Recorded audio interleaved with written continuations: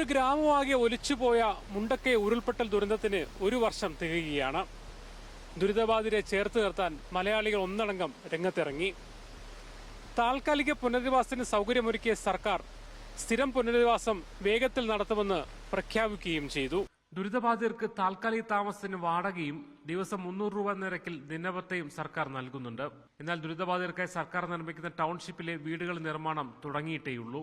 ദുരിതബാധിതർക്ക് വേണ്ടിയുള്ള ടൗൺഷിപ്പ് നിർമ്മാണം പുരോഗമിക്കുന്ന എൽസ്റ്റൺ എസ്റ്റേറ്റിന്റെ ഭാഗമാണിത്. ഇവിടെ ഏറെക്കുറെ നിർമ്മാണം പൂർത്തിയായെന്ന് പറയാൻ കഴിയുന്നത് ഒരു മാതൃകാ ഭവനം മാത്രമാണ്. 50ഓളം വീടുകൾക്ക് വേണ്ടിയുള്ള ഫൂട്ടിംഗ് പൂർത്തിയായിട്ടുണ്ട്. ഡിസംബറെങ്കിലും കഴിയും ഇത് പൂർത്തിയാകാനെന്നാണ് നിലവിൽ കരാറുകാർ പറയുന്നത്. ഒരു വീടിൻ്റെ പണി പോലും ഇതുവരെ തീർന്നില്ല പറഞ്ഞാൽ ഞങ്ങളെ സംബന്ധിച്ച് ഞാനിപ്പോൾ 6000 വാടക കിട്ടുന്നുണ്ടെങ്കിലും 10,000 രൂപ കൊടുത്തിട്ടാണ് ഇപ്പോൾ ഇരിക്കുന്നത്. ഞങ്ങളൊരു 6 ആളുണ്ട് വീട്ടിൽ. ഈ 6 ആൾക്ക് 2 റൂമുള്ള വീട് പറ്റൂല. അതുകൊണ്ട് 3 റൂമുള്ള വീട് എടുത്തിട്ട് 10,000 രൂപയാണ് കൊടുത്തിട്ട് ഇരിക്കുന്നത്. 4000 കയ്യിൽ നിന്ന് കൂട്ടിയിട്ടാണ് ഇപ്പം അതിൽ വാടക കൊടുത്തുകൊണ്ടിരിക്കുന്നത്. സർക്കാർ പദ്ധതി മാത്രമല്ല ഇഴഞ്ഞു നീങ്ങുന്നത്. കോൺഗ്രസ് പ്രഖ്യാപിച്ച വീടുകൾ നിർമ്മിക്കാൻ ഭൂമി വാങ്ങിയിട്ടില്ല. സാങ്കേതിക തടസ്സങ്ങളാണ് കാരണമായി പറയുന്നത്. മുസ്ലിം ലീഗ് ഭൂമി വാങ്ങിയെങ്കിലും വീട് നിർമ്മാണം തുടങ്ങിയിട്ടില്ല. സാങ്കേതിക തടസ്സങ്ങൾ ഉയർത്തി സർക്കാർ വീട് നിർമ്മാണം വൈകിപ്പിക്കുന്ന പരാതി ലീഗിനുണ്ട്. കേരളത്തിൻ്റെ മുഖ്യമന്ത്രി എംപിമാരുടെ യോഗം വിളിച്ചു. ഒരു അജണ്ടയിൽ പോലും ഇല്ലാത്തൊരു കാര്യമാണ്. പക്ഷേ എംപിമാരുടെ യോഗത്തിൽ വെച്ച് ലീഗ് മാത്രം വേറെ പോയത് ശരിയായില്ല എന്ന ഒരു പരാമർശം, ദുസ്സൂചനയുള്ള പരാമർശം അദ്ദേഹം നടത്തി.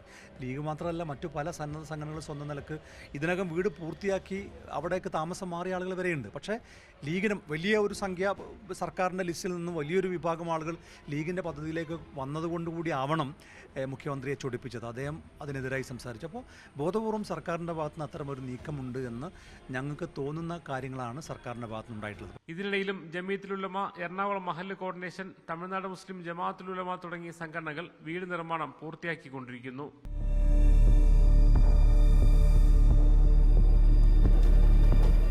കേന്ദ്ര സർക്കാർ മുണ്ടക്കൈ ദുരിതബാധിതരെ കൈവിട്ട മട്ടാണ്. പ്രത്യേക പാക്കേജ് പ്രഖ്യാപിച്ചില്ല എന്ന് മാത്രമല്ല, സംസ്ഥാനത്തിന് നൽകിയ തുക വായ്പയാക്കുകയും ചെയ്തു.